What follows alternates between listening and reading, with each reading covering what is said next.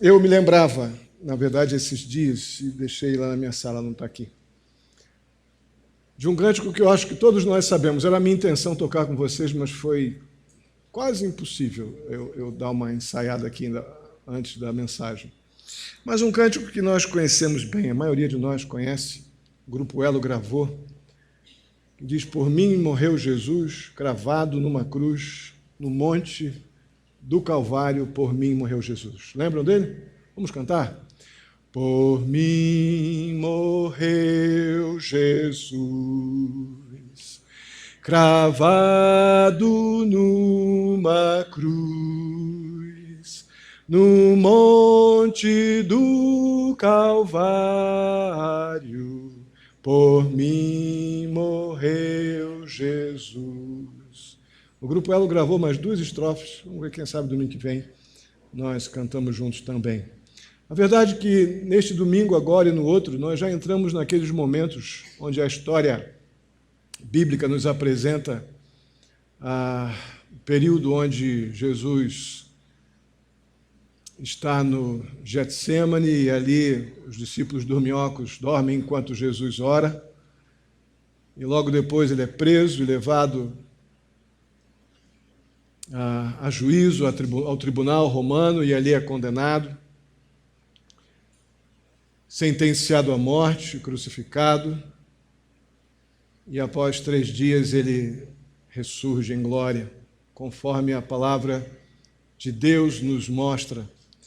Então, se há algo, irmãos, que devemos celebrar na nossa vida cristã, é o que acontece, é o que lembramos que aconteceu lá atrás e que a Bíblia nos apresenta como a morte e a ressurreição de Cristo, que é a Páscoa do Senhor Jesus Cristo.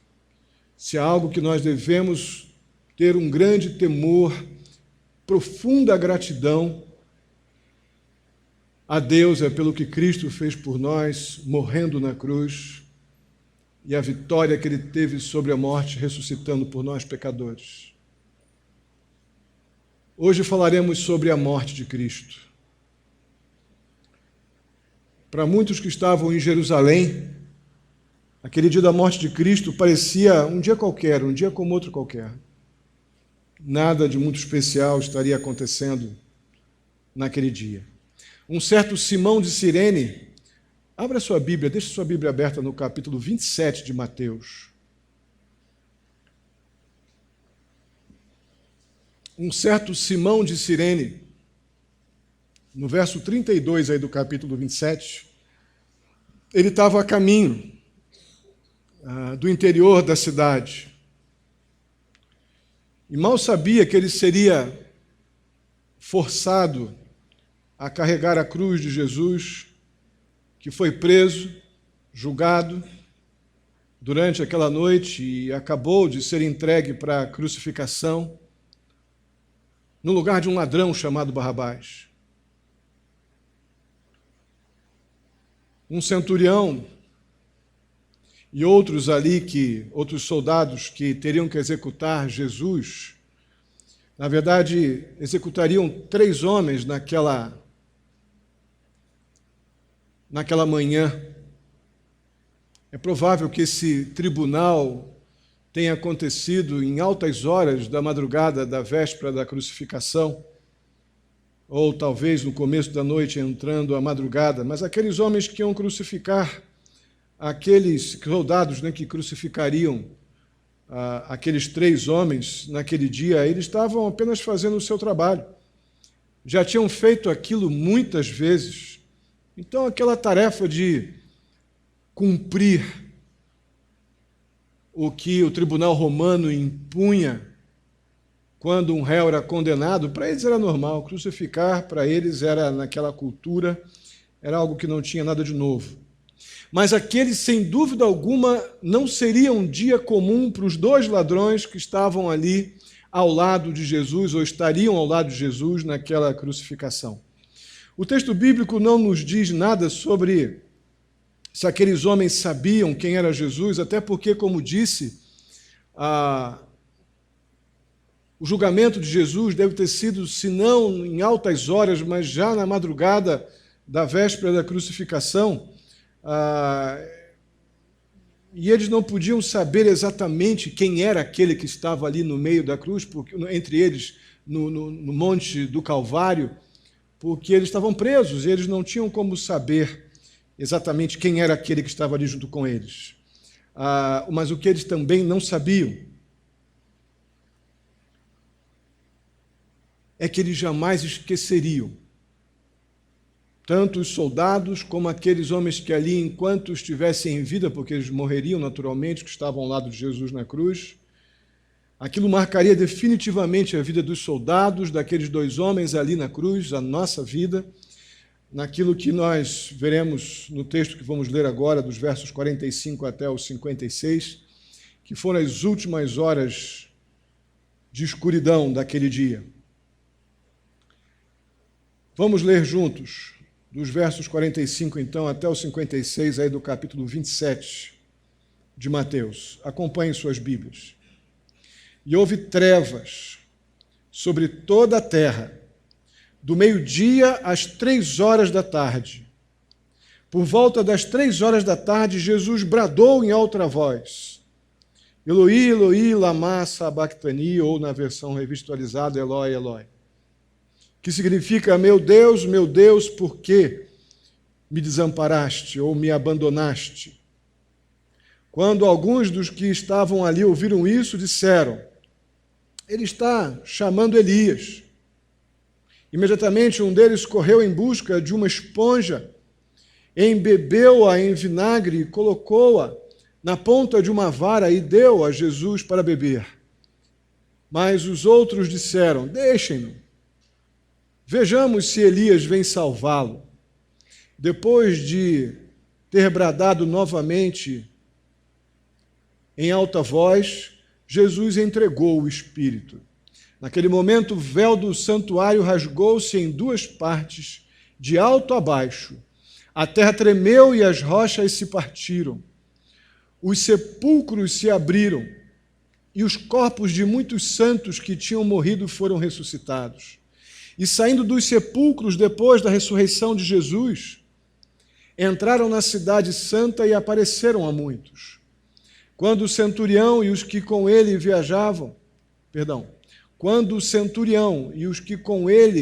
vigiavam, Jesus viram o terremoto e tudo o que havia acontecido, ficaram aterrorizados e exclamaram: verdadeiramente este era o Filho de Deus. Muitas mulheres estavam ali observando de longe. Elas haviam seguido Jesus desde a Galileia para o servir.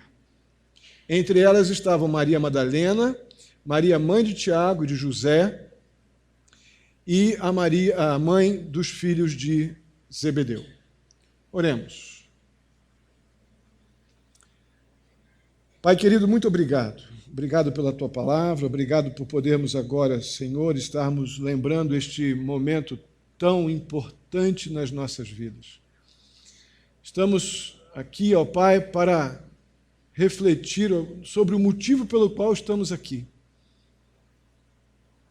Não há justificativa, ó Deus, para nos ajuntarmos como igreja aqui, se não tivesse sido, ó Deus, porque Cristo morreu na cruz pelos nossos pecados.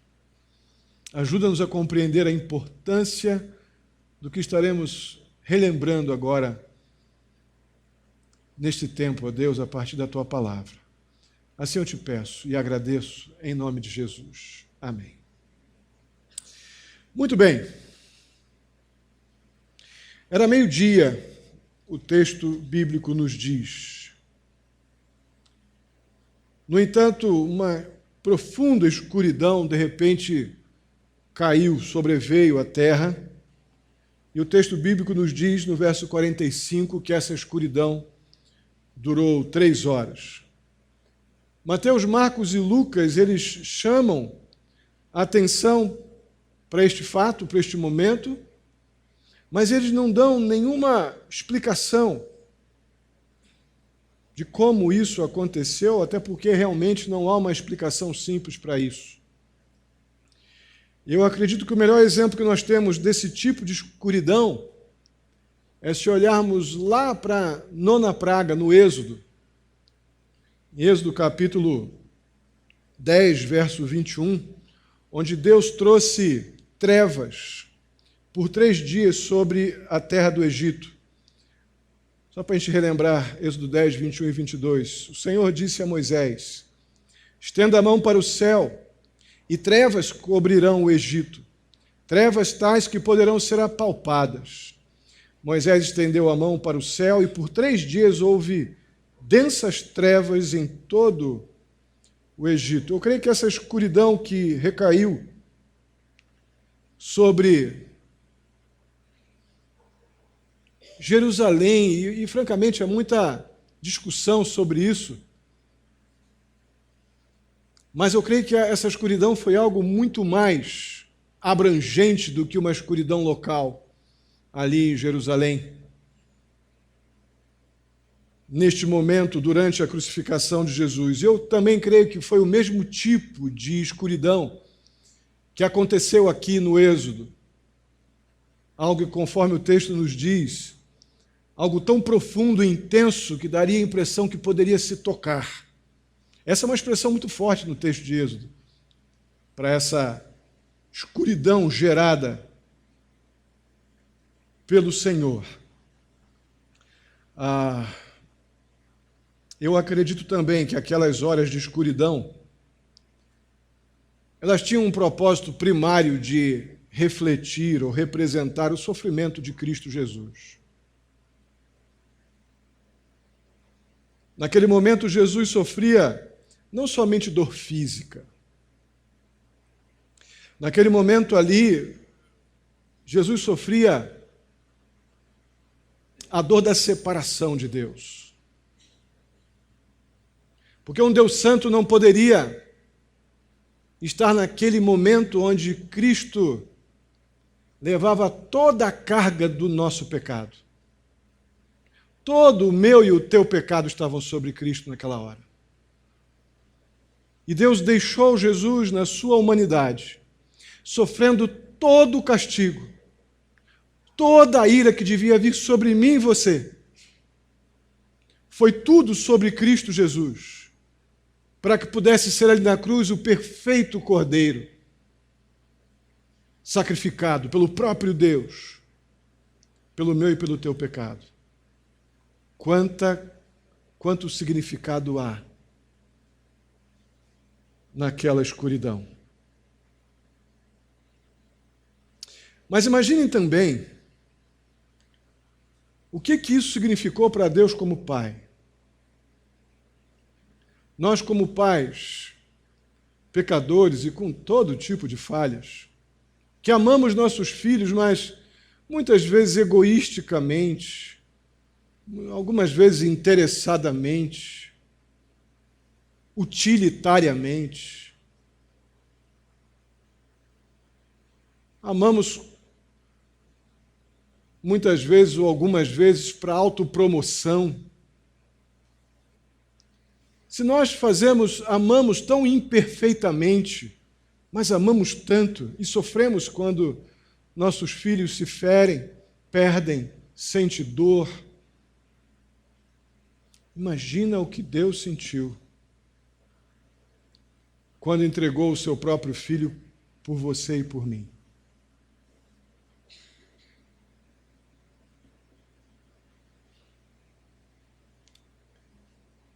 Acrescente a isso o fato de que o sofrimento do seu filho, Jesus, sempre foi o propósito de Deus desde o seu nascimento. Nós estamos vendo em Lucas todos os envolvimentos improváveis de Jesus, desde a anunciação, que vimos lá nos capítulos 1 e 2 de Lucas, nas quartas-feiras que estamos estudando o Evangelho de Lucas. Quantas dificuldades. Mas desde a sua vinda, desde o seu anúncio, já era propósito de Deus, Pai, o que aconteceria com Cristo Jesus por sua causa, por minha causa. O preço que o Pai e o Filho pagaram para nos livrar da morte que o pecado nos impõe foi algo muito grande. O preço que o Pai e o Filho pagaram por pecadores indignos como nós foi muito alto.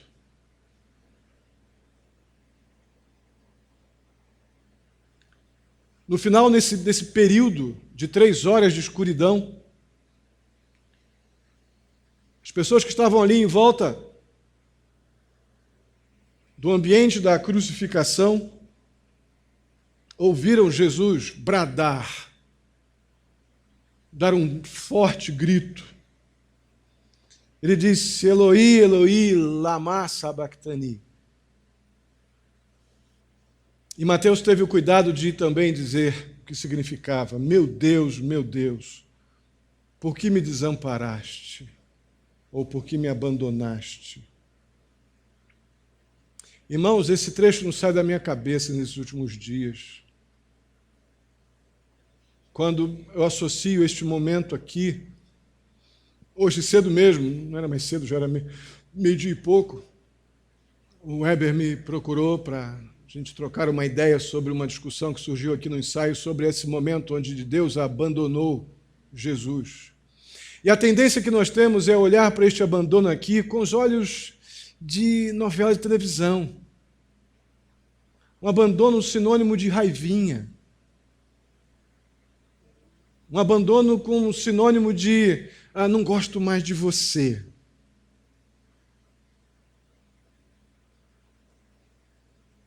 E não tem nada a ver com isso. Deus, como disse há pouco, Ele precisou deixar Jesus levar toda a ira, que era para mim e para você, toda a ira de Deus foi sobre Cristo. Esse é o único motivo porque estamos aqui agora sentados. Esse é o único motivo pelo qual, como crentes que cremos em Jesus Cristo como nosso Salvador, tivemos os nossos pecados perdoados e podemos afirmar que, se morrermos hoje, estaremos com Cristo nos céus. Ainda que morra o crente, ele viverá. Não é isso que vemos lá no Evangelho de João? Só podemos falar isso porque toda a ira de Deus que era para vir sobre mim e você foi tudo sobre Jesus. E para que isso acontecesse, Deus precisou deixá-lo naquele momento.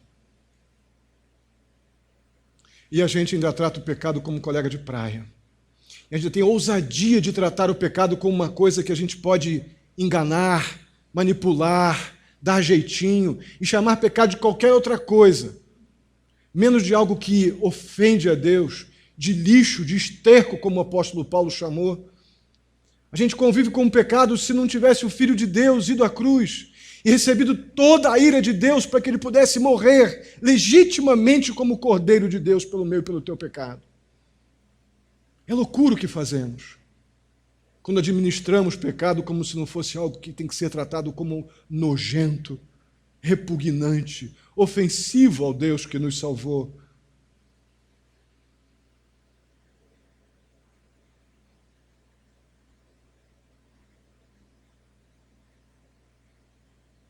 Com esta afirmação aqui, do verso 46 de Jesus, ele está citando os primeiros versículos do Salmo 22, um salmo messiânico, que aponta para os sofrimentos do Messias no Calvário. Na verdade, várias profecias encontradas neste Salmo 22 se cumprem plenamente aqui na morte de Jesus. Jesus foi identificado, então, como servo sofredor. Vemos isso em Isaías 53. Aquele cuja morte traria salvação para pecadores completamente perdidos, destinados ao inferno. Deus veio trazer a sua salvação para os pecadores arrependidos. Alguns acharam que, neste momento aqui, depois desse brado, alguns acharam que Jesus estava chamando Elias para ver se dava uma ajuda. Judeus particularmente sabiam que era Elias no Antigo Testamento. O verso 47 aponta para isso. Alguns disseram, ele está chamando Elias, para que Elias aparecesse ali, como se Jesus tivesse pedindo socorro a alguém para livrá-lo daquela cruz. Muitas zombaria o nosso Salvador sofreu por nós. Por muito menos a gente já vira a cara, por muito menos a gente quer que a pessoa morra. A gente não fala isso, mas quer. Quando a gente não quer mais olhar para cada pessoa, é porque a gente quer que a pessoa morra. Por muito menos nós nos ofendemos e revidamos com violência. O Filho de Deus foi zombado barbaramente nesses últimos momentos, fora o que já passou nas 3 primeiras horas. Nós estamos nas 3 últimas.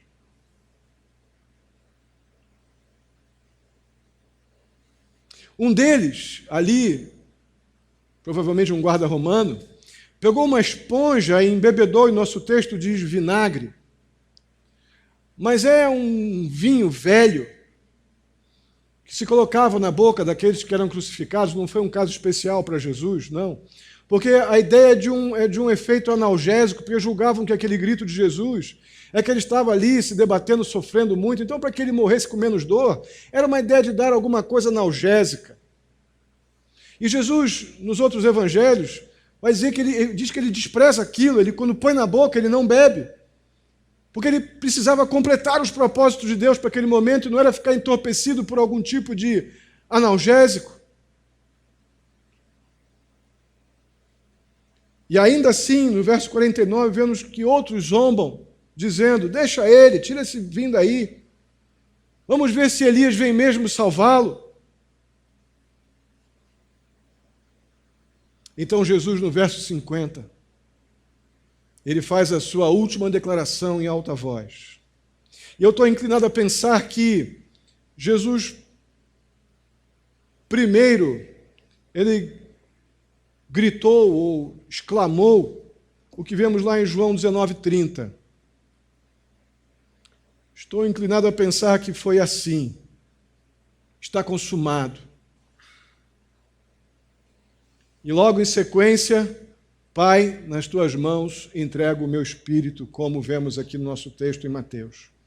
Eu acredito que foi nesta ordem, relatada por Mateus, desta forma, mas nos evangelhos vemos, e pelo decorrer dos eventos, eu quero pensar que foi nessa ordem. Não adiantava se ele tivesse entorpecido por algum tipo de analgésico e impedir este tão derradeiro momento para mim e para você. Tetelestai é a palavra que significa estar consumado. Foi isso que Jesus disse lá na cruz. Estar consumado significa eu cumpri a obra perfeita de Deus pelos pecadores. Todo aquele agora que crê naquilo que o Filho de Deus veio fazer, ele tem perdão de pecados e vida eterna. Tetelestai, está consumado. Pai, nas tuas mãos entrego o meu espírito. Irmãos, nós não podemos nos deixar levar pelas imagens que a mera religiosidade cria ao redor desse momento. A tendência, como alguns anos atrás, né, fizeram o filme daquele cidadão, qual é o nome? Mel Gibson, né? Que além de toda doutrina de Maria que vai por detrás de todo o contexto histórico encenado ali, apresenta um Jesus indefeso, apresenta um Jesus que não podia fazer nada por si mesmo, estava ali entregue às circunstâncias, abandonado então por Deus, por todo mundo, pobrezinho de Jesus, vamos carregá-lo no andor pela rua, cheio de sangue, bem moribundo, porque pobrezinho do meu Jesus morreu. Essa é a ideia da religiosidade dos nossos dias. Mas Jesus não foi nem um indefeso. Jesus não foi uma vítima das circunstâncias. Não foram as circunstâncias que levaram Jesus a uma morte cruel.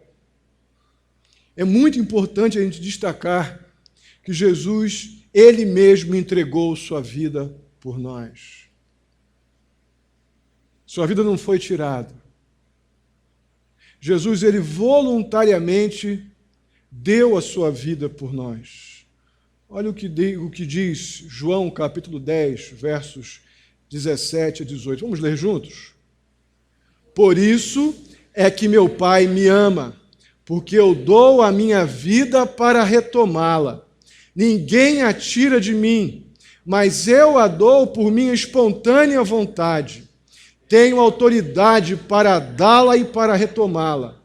Esta ordem recebi. Então Jesus não é um pobrezinho que ficou entregue às circunstâncias. Ele entregou a sua vida por você. Por nós.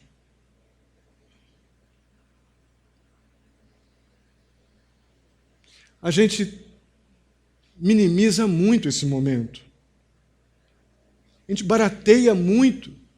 Na verdade, nós somos muito afetados por essa religiosidade inútil de um Jesus pregado numa cruz e uma estatueta que muitos colocam aqui e ali nos seus credos, trazendo um alívio circunstancial e temporal, olhando apenas para aquele momento como algo que significativamente pode gerar algum tipo de compaixão na vida de quem contempla aquele Jesus ferido na cruz, como se tivesse sido uma vítima incapaz de defender-se. Mas quando lemos que ele foi para aquele lugar ali, porque Deus, desde o seu nascimento,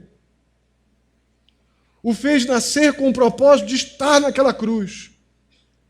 E ele cumpriu a sua vida pública para estar naquela cruz. Ele poderia ter reagido como Deus a Satanás lá em Lucas 4, quando tentado, mas ele foi filho e obediente até o fim, para que eu e você pudéssemos ter total convicção de que aquele que foi para a cruz foi plenamente suficiente para me livrar da morte eterna, porque ele morreu a minha morte para que eu tenha vida. Vocês entendem isso?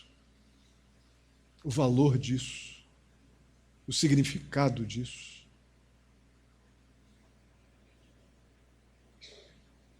Mas a sua morte foi apenas a primeira de uma sequência de eventos incríveis, extraordinários, que vamos ver aqui dos versos 51 a 53. O texto nos diz, no verso 51, na primeira parte, que o véu do santuário rasgou-se em duas partes, de alto a baixo. Irmãos, essa cortina que estava no templo, ela bloqueava a entrada para o Santo dos Santos, onde somente os sacerdotes entravam, onde lá estava a arca, que na antiga aliança representava a presença de Deus. Só os sacerdotes entravam ali anualmente para levar o perdão de pecados, o pedido de perdão de pecados do povo. Depois, se você quiser ler um pouco mais sobre isso, vá para Êxodo 26. Hebreus 9 também vai tratar um pouco sobre esse assunto. Essa cortina, irmãos, ela tinha 20 metros de comprimento. Ela tinha 4 dedos de espessura. Nenhum homem sozinho, naturalmente, poderia romper de cima a baixo aquela cortina, que é identificada nas Escrituras como véu. Esse rasgar do véu tinha implicações tremendas. E a primeira delas era o fim da antiga aliança. Aquela sob a qual as pessoas tinham que manter uma distância de Deus. O véu, quando se rasgou, ele deu início à nova aliança. E essa nova aliança, ela permitia que qualquer pessoa podia se aproximar de Deus através do sacrifício de Jesus Cristo feito por pecadores. Irmãos, isso é tão determinante. Eu li esses dias algo muito interessante, que tem muita gente, infelizmente, com seus rituais, que resistem a este processo de recebimento da vida que Deus nos deu, entregando Jesus na cruz, cabendo a nós reconhecer que somos pecadores, confessarmos nossos pecados e caminharmos na direção de Cristo uma nova vida. Para aqueles, então, que resistem a isso, mas preferem as velas, preferem os rituais, é como se pegassem uma grande agulha e tentassem costurar o véu de novo. Quantos não estão tentando viver de rituais? Viver de ir à igreja no domingo, viver de missas, viver de encontros, religiosidades temporais, que satisfazem também parcialmente as nossas ansiedades e medos. Mas logo depois, quando acabam os efeitos daquela adrenalina espiritualizada, volta o medo, volta a ansiedade, volta a angústia de uma vida desesperançada. Mas vivem com uma agulha na mão, tentando costurar o véu de novo. Não dá. Foi a cruz que rasgou esse véu.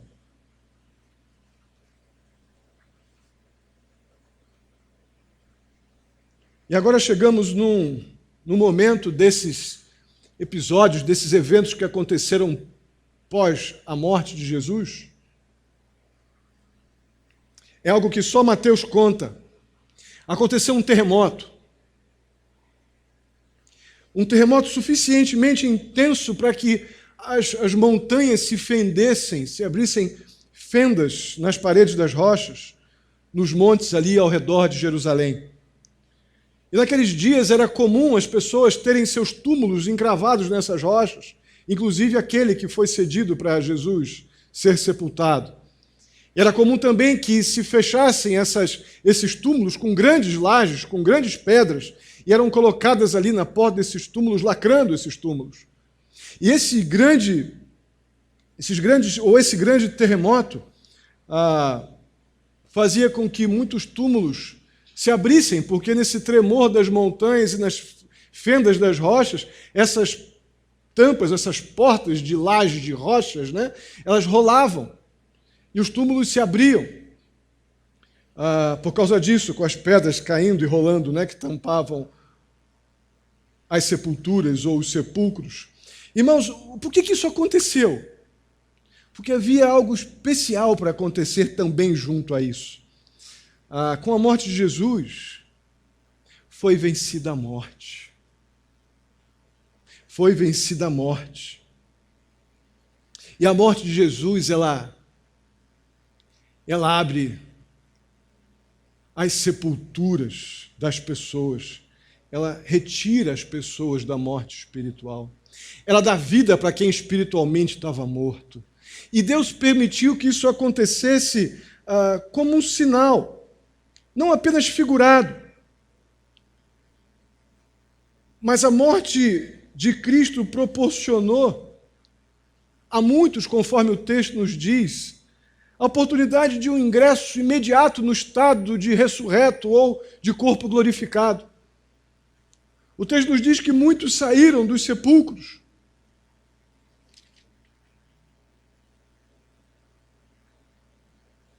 Os sepulcros se abriram, no verso 52, e os corpos de muitos santos que tinham morrido foram ressuscitados. 53 diz, e saindo dos sepulcros depois da ressurreição de Cristo, entraram na cidade santa e apareceram a muitos. Entraram em Jerusalém. Tem muita coisa escrita sobre isso, mas de uma forma bem objetiva, bem ficando com o que o texto diz. Aquelas pessoas receberam, sim, corpos glorificados, como o que Cristo mais adiante receberia na sua ressurreição.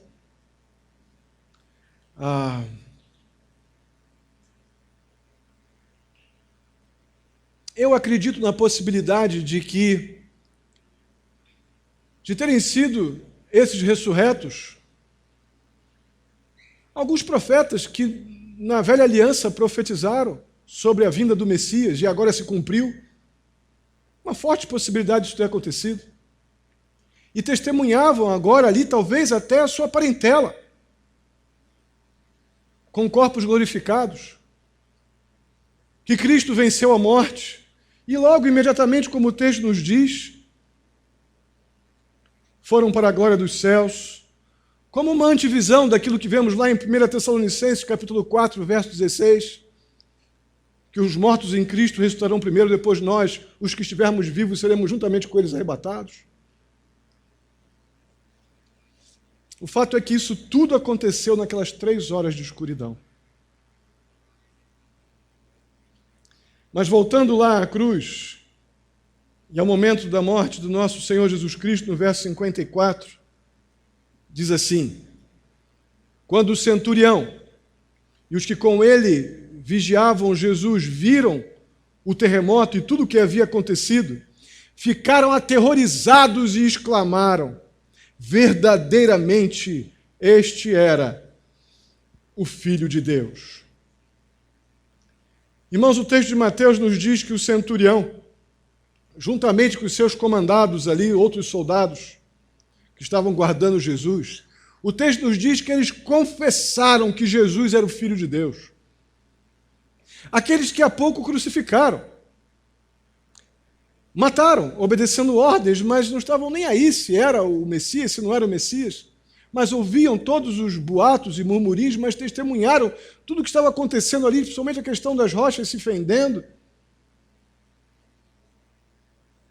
Eu acredito que o terror que aqueles homens sentiram, o texto nos diz que eles ficaram aterrorizados. Eu creio que esse terror era a mais profunda consciência do pecado. Tipo, gente, esse era o que tirava pecado mesmo. Esse era realmente o Filho de Deus. Estamos perdidos com o nosso pecado. Senhor, tem misericórdia, somos pecadores, o Senhor é o Filho de Deus. Aterrorizados, por saberem muito bem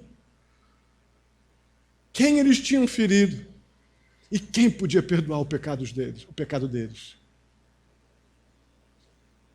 Sabe o que mais me assusta hoje? Não ficamos mais aterrorizados quando pecamos. O que mais me apavora é que a gente peca e depois vai comer pizza. Não nos aterrorizamos mais por ter pecado contra o Filho de Deus que morreu na cruz pelo meu e pelo teu pecado.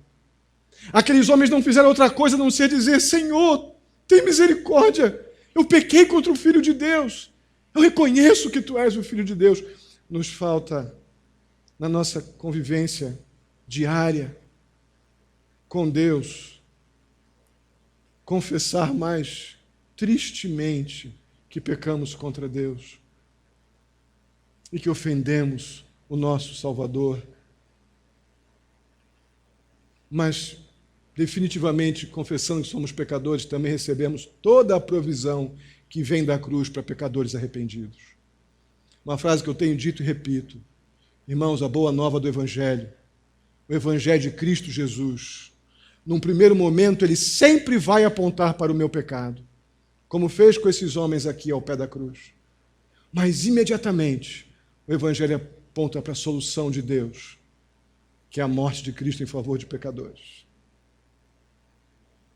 Quero deixar um primeiro convite agora. Vou fazer outro daqui a pouco. Mas o primeiro convite é o seguinte: você não está mais, você já peca e não se lamenta mais por ter pecado. O pecado já ficou uma coisa meio estranhamente comum e banal. Não foi banal para Jesus ir para a cruz e morrer pelo teu pecado e pelo meu. O primeiro convite é que você, daqui a pouco, junto comigo, nós possamos aqui, quebrantados, digamos: Senhor, tem misericórdia, eu sou pecador, eu sei que tu és o Filho de Deus, tem misericórdia de mim.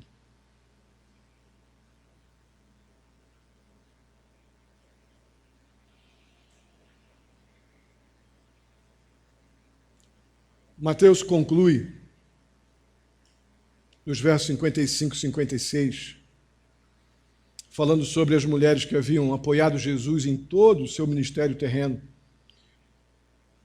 Vemos que elas estavam ali, mas olhando de longe. Irmãos, isso não é nenhum tipo de covardia, muito pelo contrário. Era tudo que aquelas mulheres naquela cultura podiam fazer.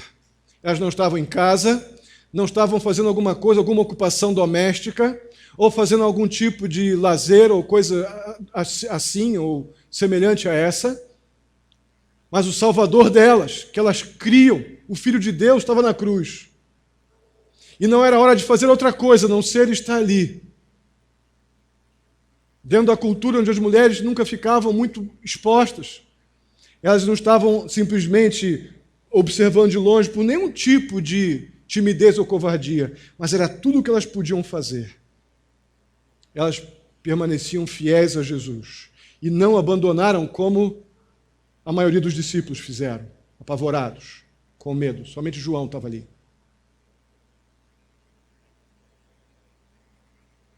A morte de Cristo na cruz do Calvário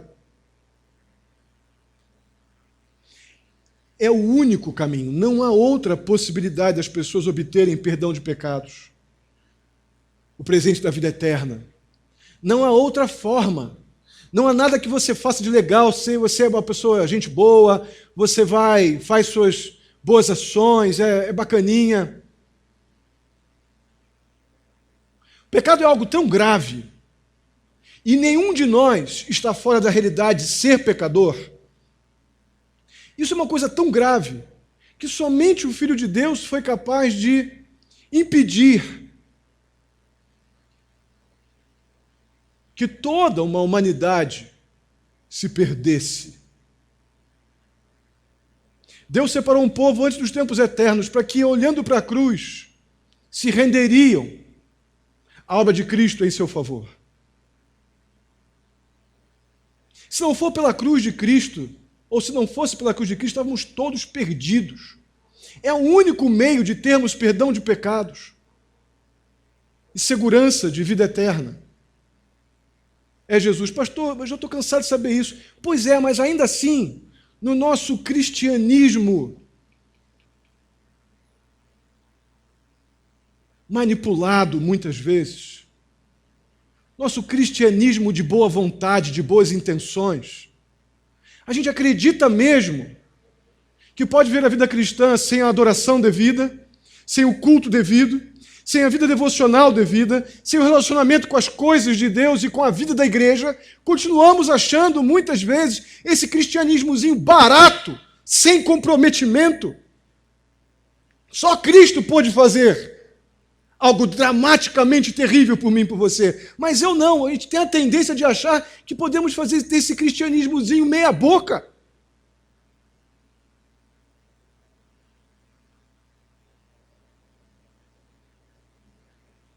Mas aquelas mulheres não fizeram assim. Aqueles soldados não fizeram assim.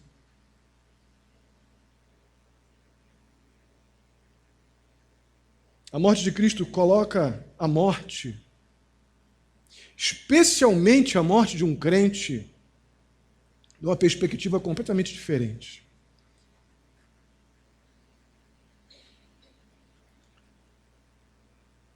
Para um crente no Senhor Jesus Cristo, a morte de Cristo é a morte da morte. Já pensou nisso? Para aquele que confia naquilo que Cristo fez na cruz do seu lugar, a morte de Cristo é a morte da morte espiritual. É a morte da separação eterna de Deus. É a morte de uma vida de simpatizante do Evangelho para uma vida de renascidos por Deus em Cristo Jesus. A morte de Cristo foi o preço que Deus pagou pelos nossos pecados, e repito, a única maneira de obtermos a vida eterna. Interessante que a mensagem que o mundo rejeita, deliberadamente rejeitam. Talvez você que entrou aqui pela primeira ou segunda vez não tenha ainda a convicção de que é pecador e que Cristo foi à cruz para morrer pelo teu pecado, e que há necessidade de você renunciar à condição, ou confessar que é pecador e renunciar a esta coisa que nos leva a pecar porque eu gosto. Não, eu não gosto, eu não posso querer pecar, eu não posso desejar pecar, e não posso achar que o pecado é natural para mim. É só Deus traz esse convencimento, eu não sou capaz de convencer você disso. Só Deus me coloca na condição daqueles homens ali aos pés da cruz, aterrorizados porque eu sou pecador, mas ao mesmo tempo completamente contemplados com a graça salvadora, que é o efeito daquilo que aconteceu na cruz com a morte de Jesus. Essa é a mensagem que o mundo rejeita, e essa é a verdade que nós celebramos. Esse é o motivo da nossa alegria. Amém, irmãos? A mensagem que as pessoas rejeitam É a única que vai salvar o pecador perdido. Como diz lá em Efésios, capítulo 2, verso 1 e 2, mortos em pecados e delitos. É a única, não tem outra. É a única mensagem suficiente. E é a única que devemos proclamar. Irmãos, a gente fica intimidado de anunciar o evangelho às pessoas. Sabe por causa de quê? Porque você acha que é você que tem que convencer alguém disso. Que é a sua eloquência. Que eu tenho que fazer uma boa teologia. Eu acho que você tem que ter uma boa teologia, porque você tem que estar buscando. Teologia, retira esse termo, se esse termo te incomoda. Você tem que ter as coisas de Deus na tua cabeça. Só vai encontrar as coisas de Deus nas Escrituras. Com vida cristã dinâmica e autêntica. Compromissado com a palavra de Deus e com a oração. É assim que a gente conhece a Deus e pela vivência, obviamente, do dia a dia. Do exercício da vida cristã na igreja e fora dela.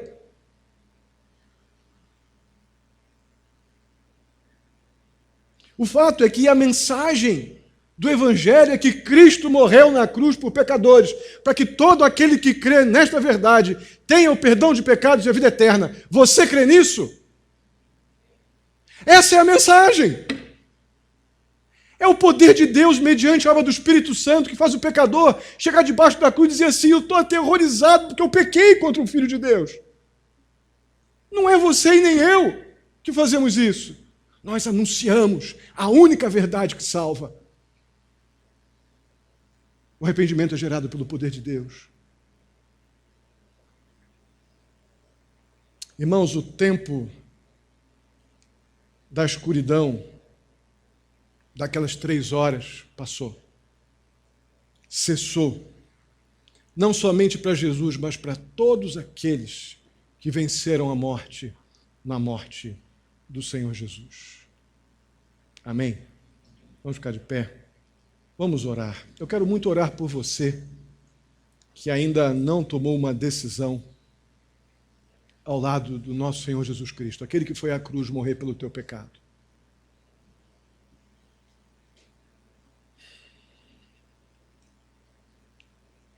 A mensagem da boa nova do Evangelho é que você não precisa mais temer a morte.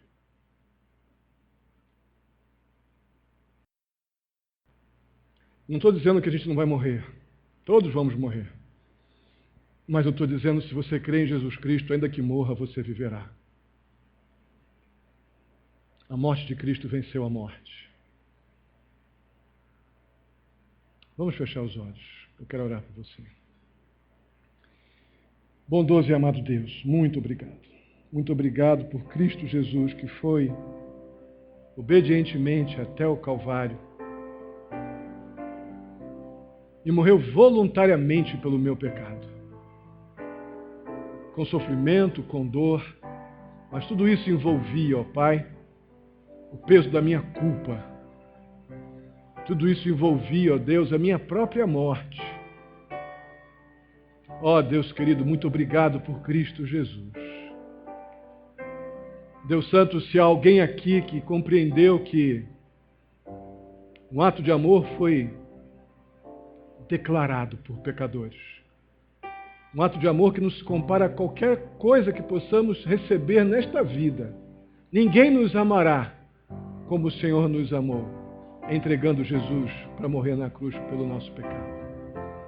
Se há alguém aqui que está compreendendo isso, que é pecador, mas foi amado por Jesus, que é pecador, ó Deus, mas compreende agora, aterrorizado, o terrível dano do pecado, mas compreende também que Cristo foi morrer na cruz exatamente por pecadores com esta compreensão. Ó Deus, em nome de Jesus, que haja arrependimento, que haja confissão de pecados, que haja novo nascimento, ó Deus, gerado pela morte de Jesus Cristo. Se há alguém aqui crendo em Jesus como o único e suficiente Salvador para a sua vida, esteja dizendo agora no seu coração: eu recebo Jesus como meu Salvador. Eu entendo e recebo este amor. Eu me rendo ao que Cristo fez por mim na cruz, pelos meus pecados. Muito obrigado pela tua palavra. Muito obrigado pela vida de cada um aqui, ó Deus. Em nome de Jesus, eu peço que nossa vida cristã, ó Deus, seja realmente de verdade, Pai. de verdade. Foi muito o que aconteceu na cruz por nós para termos uma vida cristã medíocre, Senhor. Totalmente distraída, descomprometida. Para que pudesse haver a cruz, ó Deus, houve muito comprometimento da parte de Jesus. Ó Deus querido, que a gente não tenha coragem de ter esse tipo, de querer nos relacionar com o Senhor, com um relacionamento que não nos custe nada. Tem misericórdia de nós, nos ajude, ó Deus, a não enchermos nossas bocas dizendo que somos cristãos, mas não vivemos como aqueles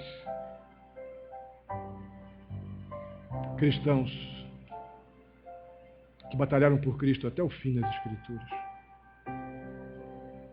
Nos ajuda, nos ensina. Muito obrigado. Aceita nossa confissão de pecados. Aceita o nosso pedido de tomarmos decisões práticas, de sermos homens e mulheres melhores para o Senhor.